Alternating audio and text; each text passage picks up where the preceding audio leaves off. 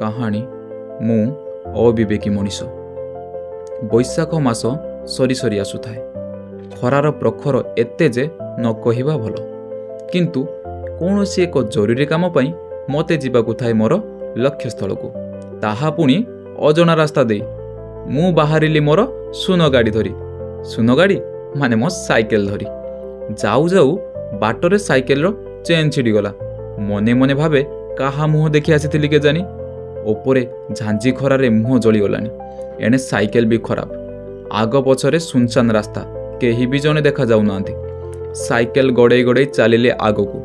ଖରାରେ ତଣ୍ଟି ବି ଶୁଖି ଆସିଲାଣି। ପାଖରେ ନଳକୂପ କି ଟ୍ୟୁବୱେଲ୍ ଦୂରର କଥା, ନାଳ ନଦୀ ନର୍ଦ୍ଦମାରେ ବି ଦେଖା ନାହିଁ। କିଛି ବାଟ ଚାଲି ଚାଲି ଶୋଷ ଏତେ ବଢ଼ିଗଲାଣି ଯେ ଚାଲିବା ମୋ ପାଇଁ ଅସମ୍ଭବ ପରି ମନେ ହେଲାଣି। ଛାଇ ଦେଖି ବସିଛି ତ ଗୋଟେ ଲୋକ ଦେଖାଗଲା।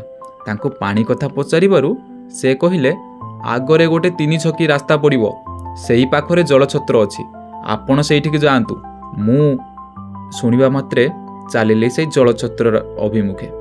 ସେଠାରେ ମାଟି କଳସରେ ପାଣି ଅଛି, ଉପରେ ଗ୍ଲାସଟି ବି ଅଛି। ଆଶ୍ଚର୍ଯ୍ୟର କଥା, ସେଠାରେ ଗୋଟିଏ ପକ୍ଷୀ ପାଣି ପିଇବା ପାଇଁ ଚେଷ୍ଟା କରୁଛି, ହେଲେ ପିଇ ପାରୁନି। ମୁଁ ସେ ପକ୍ଷୀକୁ କିଛି ସମୟ ଦେଖିଲା ପରେ ପାଖକୁ ଯାଏ, ସେ କିନ୍ତୁ ଉଡ଼ିଗଲା ପାଖ ଡାଳକୁ। ସେଥିରେ ପାଣି କାଢ଼ି ମନ ଭରି ପିଇଲି ଏବଂ ପରିଶେଷରେ ଗ୍ଲାସର ଗ୍ଲାସିଏ ପାଣି କାଢ଼ି ସେଇଠି ରଖିଲି। କିଛି ସମୟ ପରେ ସେ ପକ୍ଷୀଟି ଆସି ସେ ଗ୍ଲାସରେ ଥିବା ପାଣିକୁ ପିଇଲା। ମୁଁ ଏସବୁକୁ ଟିକେ ଦୂରରେ ରହି ଦେଖୁଥିଲି। ଏ ଦୃଶ୍ୟକୁ ଦେଖି ମୋ ମନରେ ଗୋଟିଏ ପ୍ରଶ୍ନ ଉଙ୍କି ମାରିଲା। ଆମେ ମଣିଷ, ଆମର ନିଜ କାମ କରିବା ପାଇଁ ଭଗବାନ ଆମକୁ ହାତ ଗୋଡ଼ ବିଚାର ଶକ୍ତି କେତେ କ'ଣ ଦେଇଛନ୍ତି।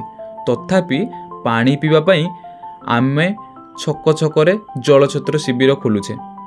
କିନ୍ତୁ ପ୍ରକୃତି ଉପରେ ସମ୍ପୂର୍ଣ୍ଣ ରୂପେ ନିର୍ଭର କରୁଥିବା ଏ ପଶୁପକ୍ଷୀ, ସେମାନଙ୍କ କଥା କ'ଣ? ଆମେ ଆମ ବ୍ୟବହାର ପାଇଁ, ଆମର ସୁବିଧା ପାଇଁ ମନ ଇଚ୍ଛା ପ୍ରକୃତିକୁ ବ୍ୟବହାର କରୁଛେ ତଥା ଧ୍ୱଂସ ମଧ୍ୟ କରୁଛେ।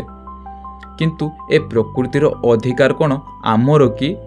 ଏ ପ୍ରକୃତିରେ ବଞ୍ଚୁଥିବା ସମସ୍ତ ପଶୁପକ୍ଷୀ ଜନ୍ତୁ ମଣିଷ ସମସ୍ତଙ୍କର କ'ଣ ଅଧିକାର ନାହିଁ କି?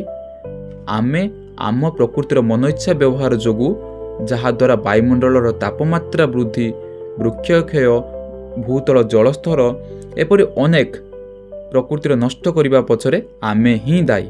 ତେବେ ଏ ନିରୀହ ଜୀବଜନ୍ତୁଙ୍କ କଥା କିଏ ବା ପଚାରେ? ଆପଣ ଥରେ ଭାବନ୍ତୁ, ଯଦି ଆମେ ଆମ ବଗିଚା, ଛାତ ତଥା ଜାଗା ଜାଗାରେ ଜଳଛତ୍ର ଶିବିର ପରି ଯଦି ଛୋଟ ଛୋଟ ପାଣିକୁଣ୍ଡ ଏ ପଶୁପକ୍ଷୀମାନଙ୍କ ପାଇଁ କରାଯାଆନ୍ତା, ହୁଏତ ପାଣି ନ ପାଇ ଶୋଷରେ ବିକଳ ଛଟପଟ ହୋଇ ମରିଯାଉଥିବା ଏ ପଶୁପକ୍ଷୀ ଏ ଖରାରୁ ଟିକେ ପାରିଯାଆନ୍ତେ। ଆମେ ଆମମାନଙ୍କର ଛୋଟ ଛୋଟ ପଦକ୍ଷେପ ଦୁନିଆରେ ବୃହତ୍ ପରିବର୍ତ୍ତନ କରିବାର ସାମର୍ଥ୍ୟ ରଖିଥାଏ। କଥା ମୋର, ହେଲେ ବିଚାର ଆପଣମାନଙ୍କର।